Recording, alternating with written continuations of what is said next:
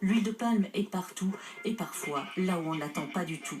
Par exemple les pangasius. Ces poissons vendus dans nos supermarchés à des prix défiant toute concurrence sont élevés dans d'immenses piscicultures du Vietnam. Les chercheurs de l'UCL étudient depuis quelque temps le profil de leurs lipides, ou de leur graisse si vous préférez, et le résultat de la recherche a de quoi étonner.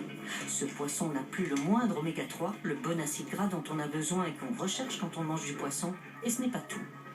En bleu foncé, vous avez le pangasius, si vous voulez, quelque part, et en bleu clair, vous avez l'huile de palme. Et c'est quasi une copie conforme. Donc on peut être relativement certain que ces pangasius ont été nourris essentiellement à l'huile de palme, et donc si on mange du filet de pangasius, eh bien c'est un peu comme si on mangeait de l'huile de palme. Et oui, comme pour le profil génétique, on peut en effet comparer les empreintes de celle de l'huile de palme avec celle du poisson et confirmer que le poisson a bien été nourri avec de la graisse de palme, le poisson est lui aussi ce qu'il mange.